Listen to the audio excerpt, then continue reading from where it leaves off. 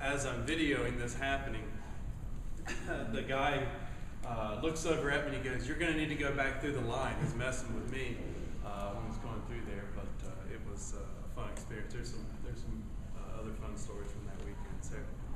So, winning with the right attitude.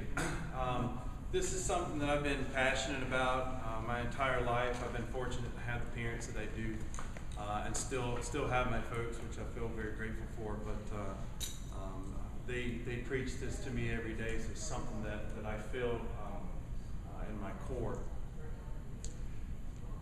You have a bad attitude. What a great attitude. Change your attitude. Have an attitude of gratitude. You need an attitude adjustment. I think I said that to my kids a couple times. Just have a positive attitude. What's up with the two? We've all been told that attitude matters, but what does it really mean?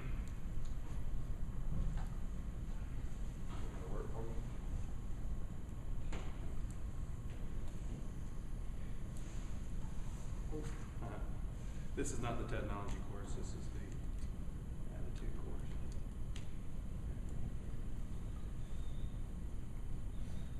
course. So having the right attitude. Attitude is what ability is what you're capable of doing. Motivation determines what you do. And your attitude determines how well you'll do it. And that's Lou Holtz, former Notre Dame head coach, football coach, and then in South Carolina. Defining a positive attitude. You know, we've been told or we've heard from a lot of different people what a positive attitude, but positive attitude is looking adversity in the eye and laughing. Using the power of a smile. We saw a lot of those just a minute ago, and Tommy alluded to that, to reverse the tone of a situation. Being a source of energy that lifts those around you. Being happy even when you have very little. Being happy for someone else's success. That's a hard one for some people, to not be jealous of others. Having a positive future vision, no matter how bad your current circumstances. Telling someone you know they did a great job and meaning it. Paying a compliment to a total stranger. Not letting other people's negativity get you down. And expecting the best to happen always. Positive attitude really does matter. I go back, this is my junior year in high school, 1989, I'll let you figure that out. The spring of that year, my junior year, I started having some medical issues and couldn't really figure out what it was. Hepatitis B was going around, so we didn't know if I'd caught that. There was other things going on. But eventually that May, I found it kind of came to the point where my whole upper right half had no feeling at all. Couldn't feel it. It was like I was asleep, like I laid on it, going to sleep. So they checked for MS, MD, all kinds of stuff. I really couldn't figure out what was going on with me. So eventually we had an MRI. We found out that I had an aneurysm, a brain aneurysm. If you've ever walked behind me, besides noticing the bald spot, you notice I've got a 6-inch scar back here. Unfortunately for me, that was found before it burst, because if it had burst, I'd have been dead where I stood. But it was like a cluster of blood vessels, kind of like an old kinked up garden hose. And they found that, luckily for me, July 3rd, 1989, they went in, burned out all the metal stuff, reconnected. Sounds easy, that was 6 hours of surgery, followed by about a month of recovery. I lost about 30 pounds, and at that time I didn't have it to give. But it really changed my entire outlook on life. Up to that point, I was pretty invincible. I was 16 years old, and nothing can really, beat me or whatnot, and I could do anything I really wanted to. But it really changed my perspective on life. Unfortunately, I recovered from that. I remember the morning I was going into surgery. My father had 2 weeks prior had slipped 2 discs in his back at the same time, so he was in immense pain. But he made my sister drive him. It was about an hour drive from where we lived to the hospital, so he could see me before I went in. As soon as I went in, he left to go back and lay back down because it was in such pain. So that attitude, that positive, that support has always been there in my life, and I feel very fortunate to have that. Second thing that happened in that same year, going into my senior year, I was playing basketball with some friends of mine right after school, and we were just pickup game in the gym, and I went up for a layup, and some guy took my legs out from underneath me, and I pretty much just did a head first dive from about 8 feet and bounced my head off the basketball court. Some of you will say that explains a lot. So I end up, as soon as I sat up, the guy said, "Are you okay?" And I had about 21 stitches right above my left eye. And fortunately for us, there was a CPR course that had been taught at the high school that day. So the ambulance was still in the parking lot. So they were able to see me, and then I went to the hospital to get it stitched up. And that was in March of that same 12-month period. Fast forward a little bit to the first week of June, I'm going to cap and gown practice for my senior year. In a hurry, I'd forgotten my cap and gown, had to turn around and go back home. You know, I didn't live that far from school, but it still was going to make me late. I'm hustling to school. Sun's just coming up. It's about 7:30. I turned left in front of another car. I hit this car head on. We both went about 45. Thankfully for me, my parents were real adamant about me wearing a seatbelt. So had not, I would definitely not be here. I'd been through the windshield and on the pavement somewhere. But the seatbelt broke my collarbone, fortunately, and kept me from getting injured more than that.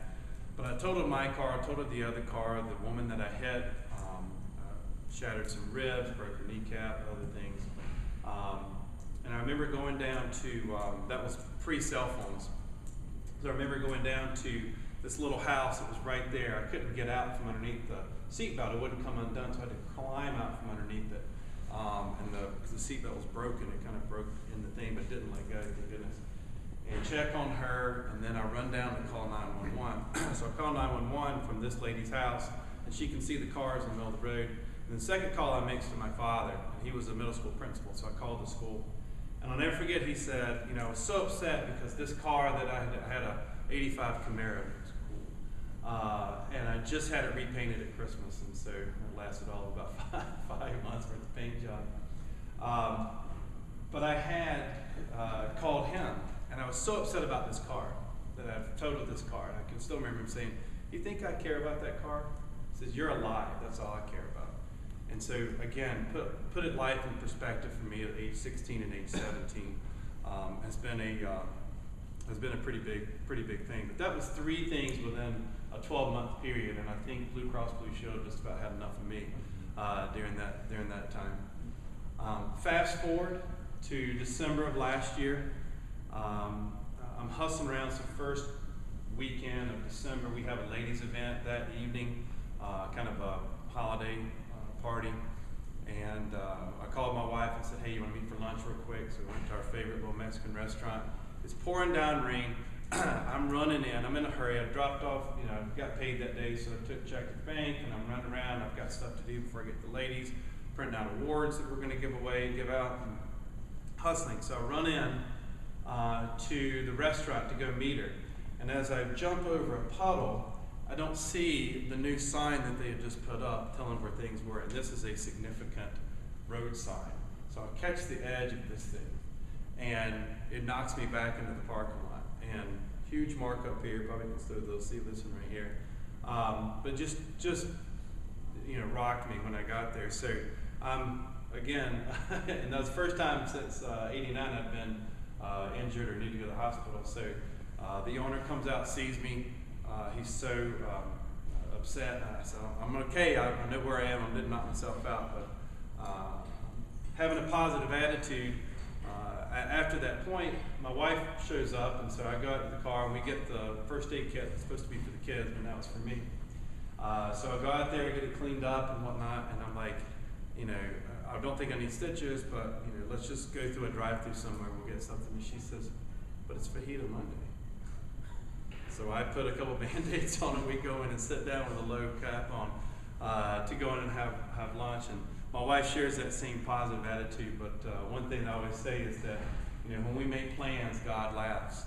And I was in such a hurry, I had my whole day planned out, and he told me to slow down just a little bit, that I was in too big of a hurry, and which was true. And then the rest of my afternoon went fine.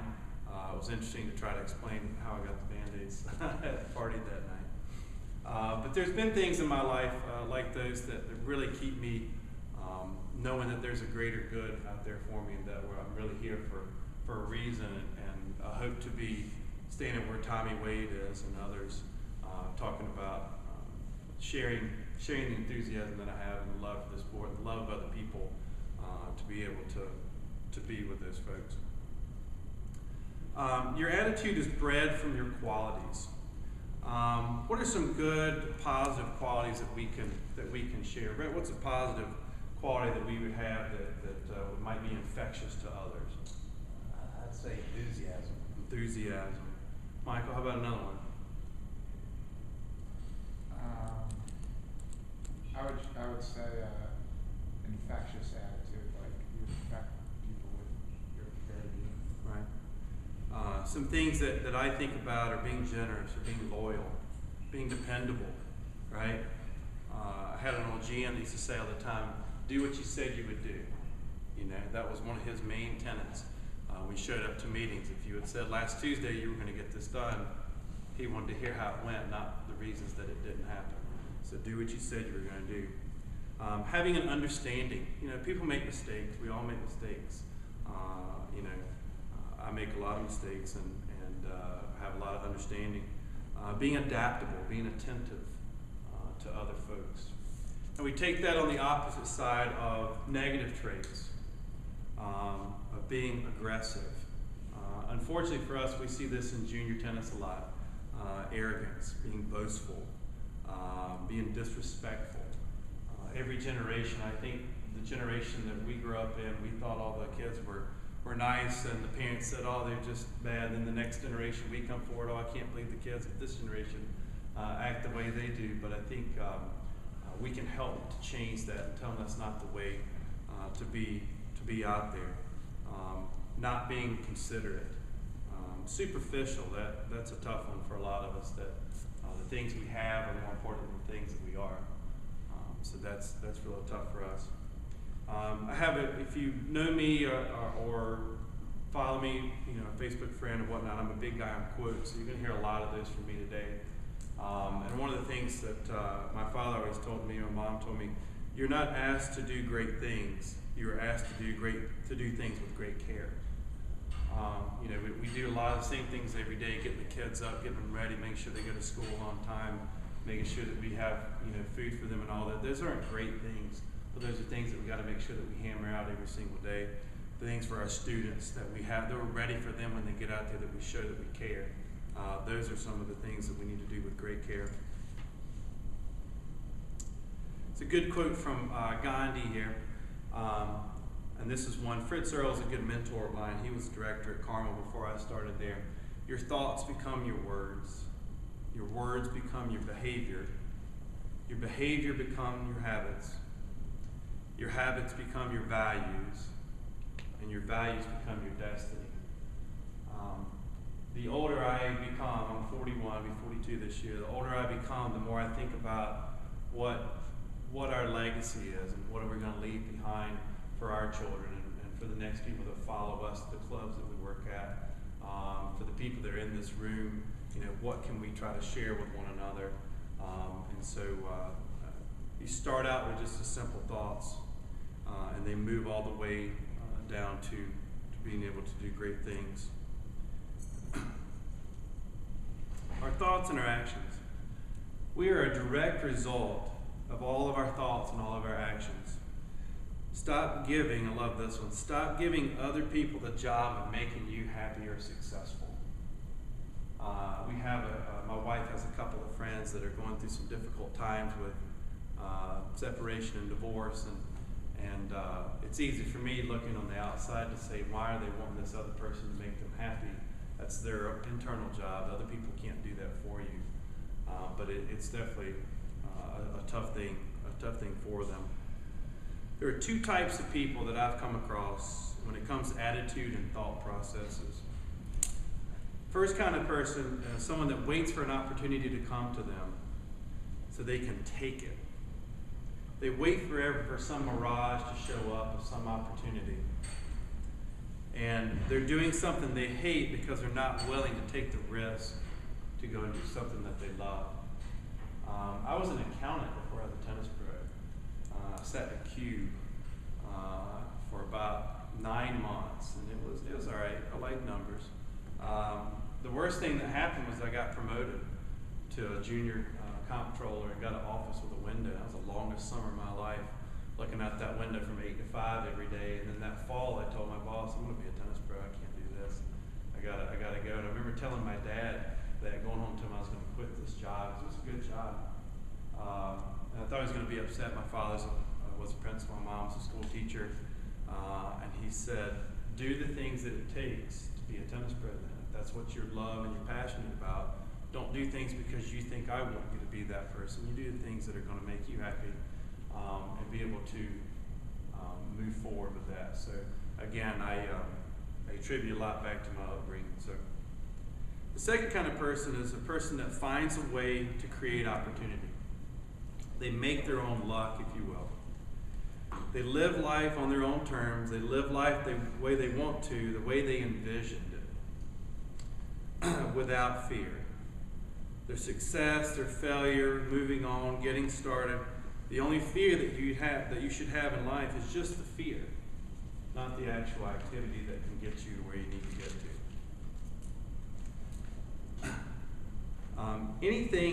I like this one. Don't worry if plan A fails. There's 25 other letters in the alphabet. So there's always other options that we can go to. One thing that I was told growing up, and one thing I've started to do for my kids, you may have heard me talk a little bit about John C. Maxwell, and I heard him speak in High Point about 2 months ago. And I've started writing Post-it notes. I'd forgotten that my parents did that when I was growing up. I started writing little Post-it notes of quotes or sayings or just "I love you" to my wife and to my kids, and put them on the mirrors because I usually leave before they get up in the morning. And it's amazing how that's changed our relationship, and we had a good relationship, but just how much they've looked forward to it. I missed a couple days, and the kids start questioning, "You going to put something up there for me to read?" And my daughter's taking them down every day and putting them in her room. So it really is pretty neat. But the one thing that my parents always told me is that you can do anything that you set your mind to. And that's totally true. He also told me you can learn anything from books. But you can do anything that you set your mind to. People disregard it sometimes that successful people are there because they were lucky or they were born into favorable circumstances. We all know stories of people that had awful upbringings and that they've made something out of their life. And we also know stories of people that came up in privilege and that had every opportunity and they didn't do anything with their lives. So I'll debunk that to say that's not true. That we make our own luck. These people did not accept failure and they worked their butts off. How can you beat someone who never quits? You know, you listen to Tommy Wade, and I like to say the same thing too, is that I will not be outworked by somebody, but Tommy might do it. He's pretty hard to follow there. Vince Lombardi once said, "We didn't lose the game, we just ran out of time." Because you keep on fighting for it. So what's our role? What's the teacher's role? I mean, we all have the teacher's mentality. I feel like I'm a teacher, just tennis is my vehicle, it's the way that I reach people. But there's all the other ways to get to folks. So understanding your complete responsibility as your facility or your student's professional is something that few fully grasp. But the ones that do are successful beyond measure. And I don't mean that by monetary terms, but that will come with good work. But I mean with seeing people grow in their tennis. I mean, how many people are we ever going to coach that are going to go pro? 1, 0. Very few that are ever going to make it pro. But how many we're going to teach that are going to be tennis players when they're adults?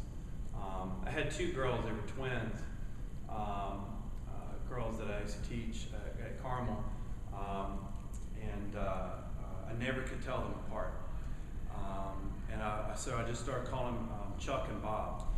And there were two girls, and they loved, I nickname a lot of the kids that come out. And if you call them by their real name, they're like, no, it's me, Chuck. So I'm out shopping a couple Christmases ago, and I'm in the mall, and I hear this voice from across the thing, Coach Todd. I say, yeah. She goes, it's me, Chuck. And so it's just that infectious attitude, and she still laughed about it. We had a good little smile, and I got to talk to her. Now she's a school teacher, and so it's just great to see these people grow up, and we know that by the work that we do that's going to happen. So what are some of our roles? Our roles are to teach respect, to teach our kids to have admiration, and to give our kids that, and loyalty. It's the impact on someone's life as an authority figure is enormous. But once we've built that bridge of trust, anything, they respect your opinion and your thoughts, and they seek out your approval. The life impact is huge. I had one student in Greensboro, his name was Ross. When Ross came out, he was a sixth grader, and he was hanging out by the pool, wasn't doing much of anything, and he was, by his own definition, out of shape and just kind of floating. And so, Ross, why don't you come out and play a little tennis? Just come out, and it was great. You could see the pool was really close to the tennis court, so I'd call him over, and he was one of my kids out there. So eventually, he became what I call a court rat, and you couldn't get the kid out of there, and he would be there all the time. Slowly but surely, he started getting in better shape. He started liking being out there. He started making friends on the tennis court, and started showing up just to play all the time. And then he continued to get really a lot better. He played high school tennis, and he would wait for Rhett to come out or Michael to come out. I was there waiting on their doubles matches. Hey, let's play. So he was hitting against the adults all the time, and really got into that. When he graduated high school, he went into the Army, and now he is a major in the Army. Lives in Germany, but every time he comes through Charlotte, he makes sure to call me and to connect with me, and we usually meet for lunch or something, and he'll share back with me the impact that was on his life, that I saw this little kid that could really do something and be somebody. He didn't have a great home life, and so I tried to be that positive influence for him, and I didn't know any better. I was 23, I was just barely still wet behind the ears, but I didn't know any better. But I knew that this kid could be more, like anybody can. I knew that we could be better than we once were, so it was huge for me that he still follows up. And he's doing really great. Mary's got a little girl, and he and I follow each other on Facebook. It's just really, really great. But the impact, you have no idea the words that you say today, what they're going to have an effect on somebody. A lot of people will talk about, and I always try to give positive feedback. A lot of people will say, well, that's a bunch of BS. It doesn't really matter. The kids are going to be the kids, or the adults are going to be the adults. But if you tell them, give these words of encouragement, I would tell you to go the other direction. Tell your kids that they're not going to amount to anything, or they're not going to do anything with their lives, and see what kind of impact that has on the other direction. And then tell me that that's BS, that the positive side doesn't work. The kids live up to what you tell them. It's that effect. They live up to the expectations that we put out there for them. Our job is to pass forward this knowledge that we have. This love, this sport. Again, we're all teachers, but we pass on this passion, this love of the sport, and it's important. And it has a lot to do with the physical attributes of hitting a tennis ball, but it also has to do with respect of your fellow teammate. The junior team tennis matches, when Michael finishes and he's ready to hop in the car, I'm like, no, we're going to go over, we're going to cheer Red on, because he's on our team. Right? We're going to cheer for him, because who knows, he may be down. He sees you over there smiling, and he's going to give you, hey, how'd you do? I did great. Okay, I'm going to pull it together because I want to pull out a win for the team as well. So we pass that knowledge on to our kids. And it's not just the tennis, it's how to treat one another and how to act appropriately. You have no idea. I used to tell my pros at Carmel, when we had these ladies' teams, every once in a while you get somebody just got up on the wrong side of the bed. It's not her morning.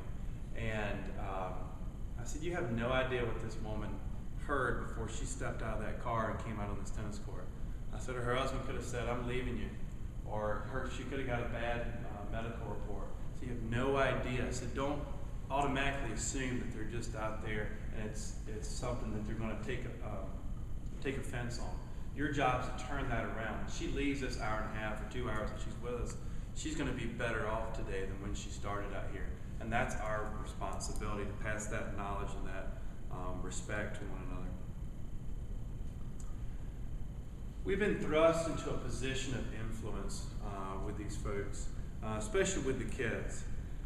It's important, especially with the juniors, that you have enthusiasm. We talked about that, encouragement, and you give them your approval. You may not give much credence to this thought that your knowledge of the game and the God-given skills will overcome negative words or actions on your part. Just one thing that's important to remember here: your students don't care how much you know until they know how much you care. People don't take this important enough. I followed some good pros in the clubs. I followed some bad pros in the clubs. And it is hugely important that you take this responsibility of this position of influence. Again, like I talked about, you have no idea what these kids are hearing before they get to you.